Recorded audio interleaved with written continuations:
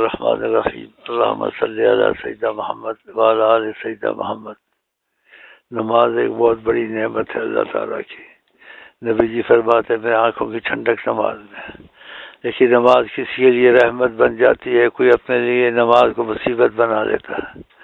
جو صحیح نماز نہیں پڑھتا تو نبی کریم کی حدیث کے مفہوم ہے، نماز کو بد دعا کرتی ہے اور کہتی ہے خدا تجھے ضائع کرے، تو نے مجھ کو ضائع کیا۔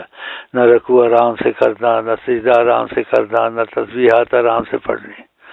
اور جو نماز اچھی صحیح پڑھتا ہے تو نبی جی فرماتے ہیں نماز کو دعا دیتی ہے، کہتی حفظک اللہ کما حفظتنی، خدا تیری حفاظت کرے، تو نے میری حفاظت کی۔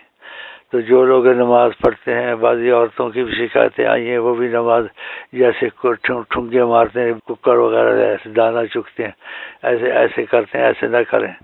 جس کو اگر کوئی تکلیف ہے یا نماز نہیں پڑھ سکتا تو آرام سے پڑھے، اور آرام کا طریقہ جائز ہے، لیکن ایسا کرے نہیں، مجبوری ہو تو کرے، نماز ہو جاتی ہے۔ مثلا 3 تسبیح میں جلدی کرتا ہے تو 1 تسبیح سبحان ربی الاعلیٰ پڑھ لے آرام سے۔ 3 پڑھنے میں وہ گڑبڑ کو ہوتی ہے، یا اس کو کام ہے جلدی جانا، سبحان تو 1 دفعہ سبحان ربی الاعلیٰ پڑھ لے، 1 دفعہ سبحان ربی العظیم رکوع میں پڑھ لے، تو وہ 1 بھی سے بھی ہو جاتی ہے۔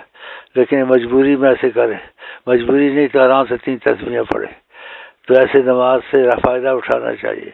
اسی آکنج کے بعد آدمی نماز پڑھ رہے، نماز کی رائی کے برابر نہیں ہوتی، تو نماز تو وبال جان بن گئی کہ اس کو خرابی سے پڑھا، اچھی طرح نہ پڑھا۔ تو بھائیوں کو اور بہنوں کو سب کو کہتا ہوں نماز کو آرام سے پڑھا کریں، اور کوئی مجبوری کہیں جلدی ہے تو مجبوری کی وجہ سے 1 دفعہ سبحان اللہ 3 دفعہ کی بجائے 1 دفعہ آرام سے کہہ لے، وہ اچھا ہے۔ تیزی سے 3 دفعہ کہنے سے سبحان ربی الاعلیٰ، بس 1 دفعہ سبحان ربی العظیم ہو گیا۔